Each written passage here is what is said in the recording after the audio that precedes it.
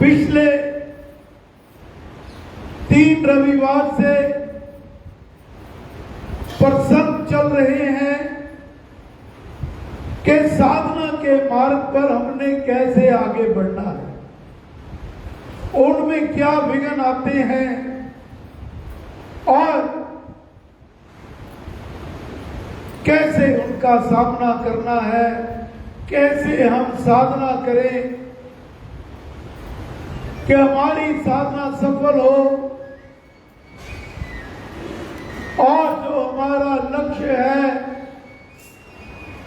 जो हमारा ध्येय है, इसी जीवन में अपनी इस जीवात्मा का परमात्मा से मिलन कराना है, उसको हम पा सके।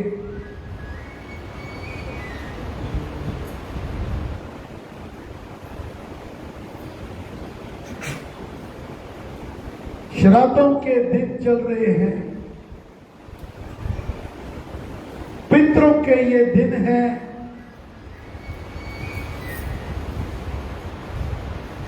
और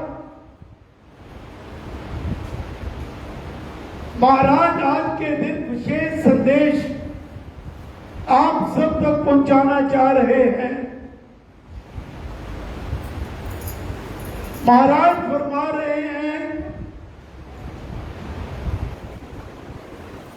कि आप अक्सर, हर कोई कहता है कि मेरा जाप में मन नहीं लगता, मैं जाप करता हूं, साधना करता हूं, फिर भी मुझे फल नहीं मिलता।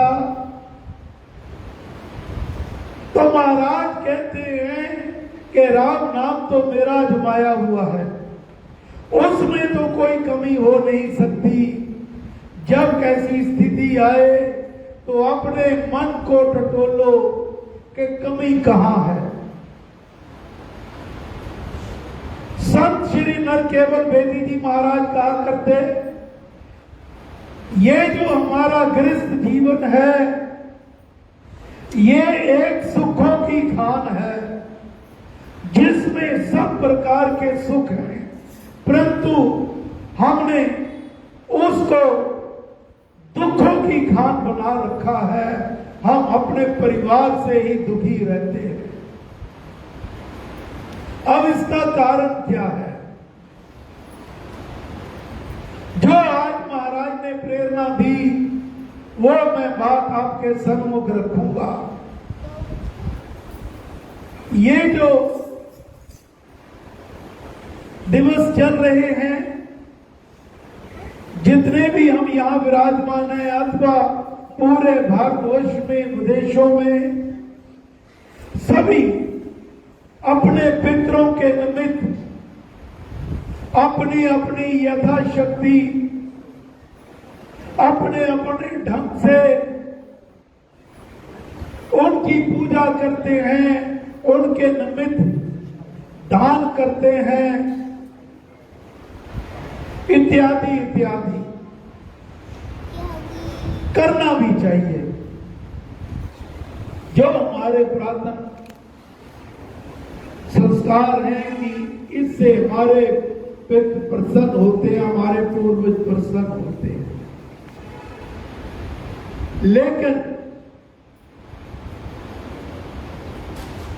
एक और बात को, एक और बहुत इंपॉर्टेंट पहलू को, महत्वपूर्ण पहलू को आपको ध्यान रखना है कि हम सब कुछ करते हुए भी दुखी क्यों रहते हैं। उसके कारण समझने के लिए हमें त्रेता युग में चलना होगा।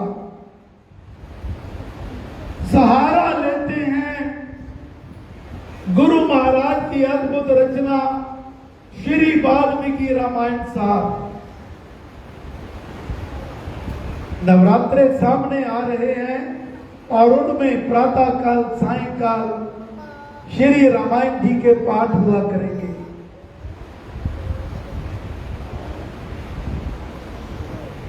मेरी क्या औकात है कि मैं आपको कोई बात कहूं कि ये करो, ये ना करो। मैं तो गुरुदेव की वाणी जो उन्होंने श्री वाल्मीकि रामायण साहब में दर्ज करी है, अयोध्या कांड पृष्ठ नंबर 174।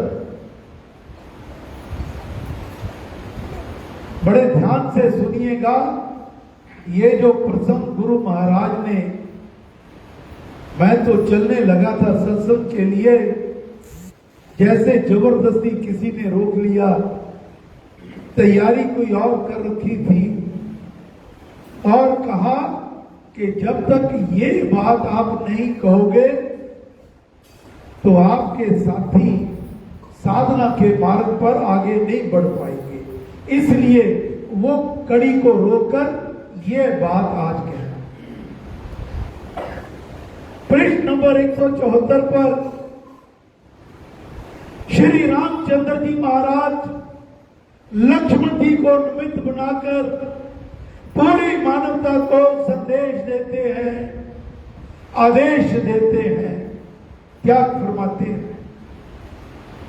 लक्ष्मण जी क्रोध में आ गए थे जब रघुनाथ जी को 14 वर्ष का वनवास हुआ। तब रामचंद्र जी जो धैर्य की मूर्ति, वो बड़े प्रेम से लक्ष्मण जी को समझाते हैं। क्या कहते हैं? आपस में हो सदा सहाई, रहना मिलजुल रीति बनाई, मात पिता को आदर देना, धर्म जगत का है रस लेना। हे प्यारे, अगर सारे धर्मों का रस लेना है तो माता पिता को आदर देना चाहिए। क्यों? मात पिता दो देव बखाने, मूर्तिमान गए हैं जाने। अरे माता पिता तो जीते जागते देव हैं। वो भगवान की दो मूर्तियां हैं जो साक्षात हमारे घरों में, हमारे सन्मुख विराजमान है।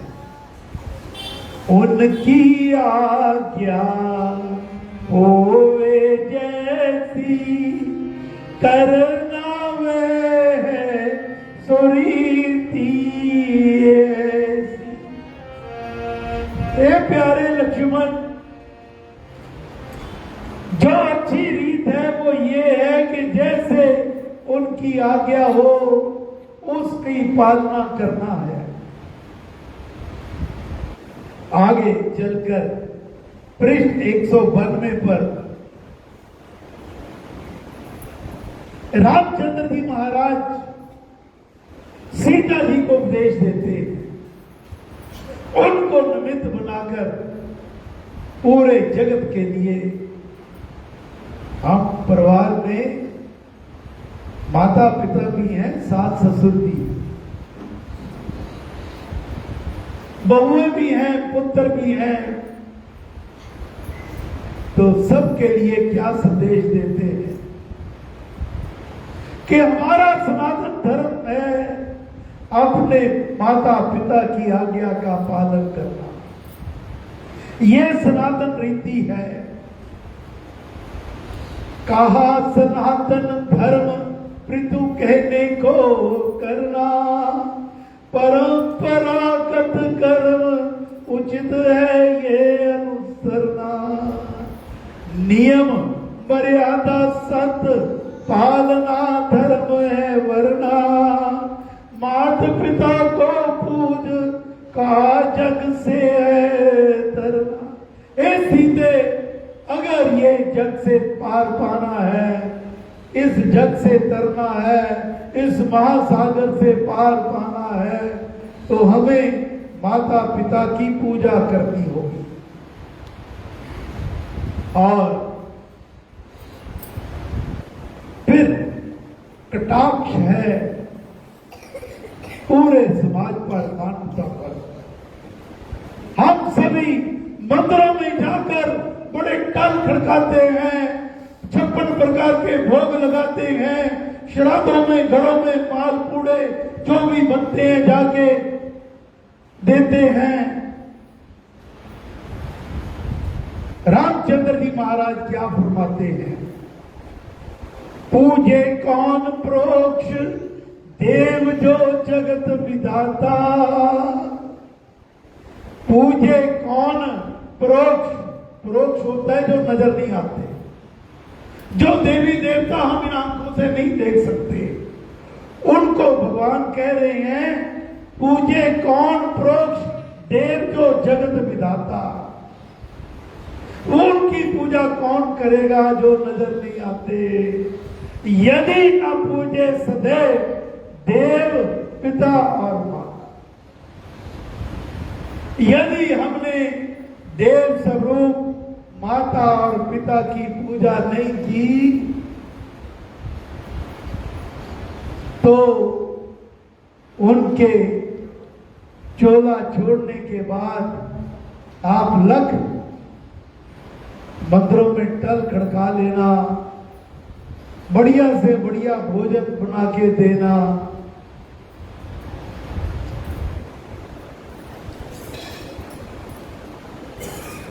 और एक और, ये देव प्रत्यक्ष चित्त से नित्य जाता, वह जीवन फलचर लोक में सुख से पाता। जो ये दो देवों को रिझाता है, उनकी पूजा करता है, वो जीवन में सदा फलता फूलता है और लोक में सुख पाता है। तो मैं यहीं पर अपनी बात को विश्राम दूंगा। ये बात कहते हुए अब फैसला आपने करना है। सभी कर्म कांड अच्छे हैं, बहुत अच्छे हैं, लेकिन यदि जो रामचंद्र जी महाराज ने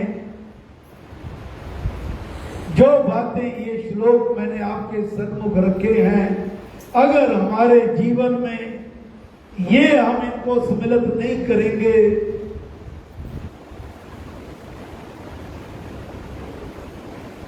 तो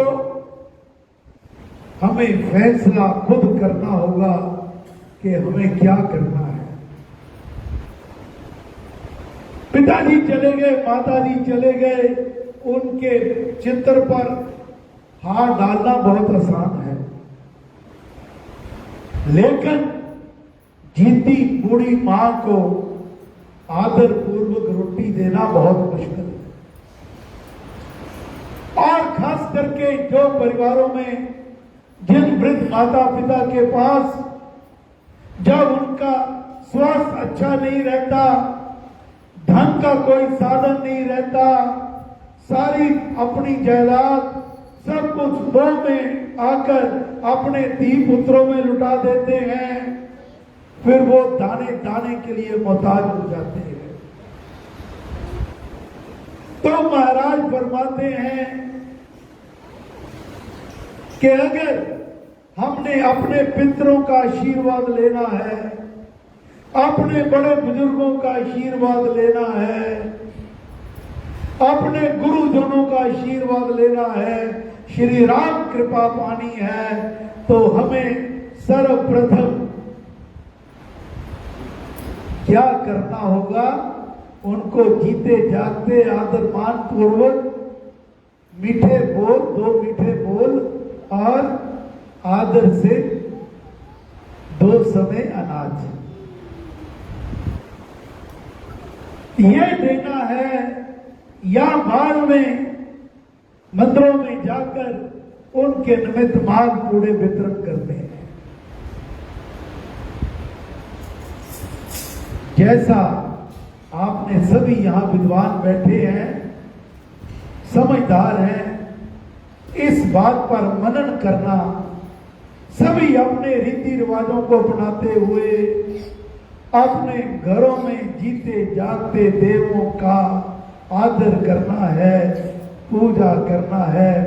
माता पिता के लिए लड़के के माता पिता नहीं आते, उसमें सास ससुर, दादा दादी, नाना नानी और समाज में जितने बुजुर्ग हैं वो सभी आते हैं।